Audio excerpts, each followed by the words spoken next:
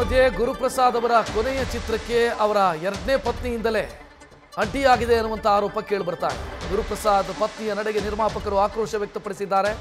ಎದ್ದೇಳು ಮಂಜುನಾಥ್ ಟು ಗುರುಪ್ರಸಾದ್ ನಟಿಸಿ ನಿರ್ದೇಶಿಸಿದಂಥ ಚಿತ್ರ. ಕೊನೆಯ ಸಿನಿಮಾ ಮೂಲಕ ನಾವು ಗೌರವ ಸಲ್ಲಿಸಬೇಕು ಅಂತ ಬಯಸಿದ್ವಿ, ಆದರೆ ರಿಲೀಸ್ ಆಗೋದಕ್ಕೆ ಅವರ ಪತ್ನಿಯೇ ಅಡ್ಡಿಯಾಗಿದ್ದಾರೆ ಅಂತ ನಿರ್ಮಾಪಕರು ಆರೋಪಿಸ್ತಾ ಇದ್ದಾರೆ. ಈಗ ನಾಳೆ ನಾವು ನಿರ್ಮಾಣ ಮಾಡಿದಂಥ ಎದ್ದೇಳು ಮಂಜುನಾಥ ವರ್ಷನ್ 2 ಅದು ರಿಲೀಸ್ಗೆ ರೆಡಿ ಆಗಿದೆ.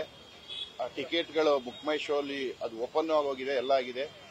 ಈಗ ಈ ನಿನ್ನೆ ಸಂಜೆ ನಮಗೊಂದು ಶಾಕಿಂಗ್ ನ್ಯೂಸು, ಗುರುಪ್ರಸಾದ್ ಅವರ ಪತ್ನಿ ಅಂತ ಹೇಳ್ಕೊಳ್ತಾ ಇರೋ ಸುಮಿತ್ರಾ ಅನ್ನೋರಿಂದ ಅವ್ರ ಮಗು ಕೈಯಲ್ಲಿ ಒಂದು ಇಂಟರಿಮ್ ಇಂಜೆಕ್ಷನ್ ಆರ್ಡರ್ ಅಂತ ಮಾಡಿ ಸ್ಟೇ ತಂದಿದ್ದಾರೆ.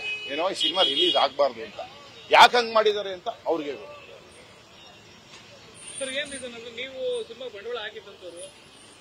ಸರ್ ಇದೇನಪ್ಪಾ ಅಂದ್ರೆ ಈ ಸಿನಿಮಾದು ಆಲ್ಮೋಸ್ಟ್ ಒಂದು 65-70 ಜನ ಎಲ್ಲ ಒಟ್ಟಿಗೆ ಫ್ರೆಂಡ್ಸ್ಗಳು ಸೇರ್ಕೊಂಡು ಎಲ್ಲ ದುಡ್ಡು ಹೂಡಿಕೆ ಮಾಡಿ 2020 ಎಂಡಲ್ಲಿ ಶುರು ಮಾಡಿದ ಸಿನಿಮಾ. ಇದು ತುಂಬಾ ಟೈಮ್ ಡಿಲೇ ಆಯಿತು, ಗೊತ್ತಲ್ಲ, ಗುರುಪ್ರಸಾದ್ ಅವರು ಡಿಲೇ ಮಾಡ್ತಾರೆ, ಮತ್ತೆ ಪ್ಲಸ್ ಕೋವಿಡ್ ಅದರಿಂದೆಲ್ಲ ಆಯಿತು. ಈಗ ಇವ್ರು ಹೊಟ್ಟೋದ್ಮೇಲೆ ಏನ್ ಮಾಡಿದ್ವಿ, ನಾವು ಅವ್ರ ವೈಫ್ ಬಂದ್ರು, ಎಲ್ಲ ಮೀಟ್ ಮಾಡಿದ್ವಿ. ಈ ಆಲ್ಮೋಸ್ಟ್ 90% ಅಷ್ಟು, ಒಂದು 80-90% ಕೆಲಸ ಮುಗಿದಿತ್ತು. ಇನ್ನು ಸ್ವಲ್ಪ ಇತ್ತು, ಪೋಸ್ಟ್ ಪ್ರೊಡಕ್ಷನ್ ಕೆಲಸ ಫುಲ್ ಬಾಕಿ ಇತ್ತು. ಡಬ್ಬಿಂಗ್ ಅವ್ರ ಪೋರ್ಷನ್ ಒಂದು 80% ಮಾಡಿದ್ವಿ, ಇನ್ನೂ ಸ್ವಲ್ಪ ಪೆಂಡಿಂಗ್ ಇತ್ತು.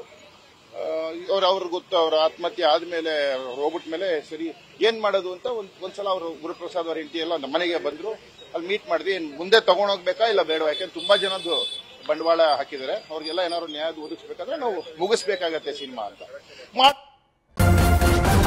ನ್ಯೂಸ್ ಫಸ್ಟ್ ನಿರ್ಭೀತಿಯಿಂದ ನಿಮ್ಮ ಪರವಾಗಿ.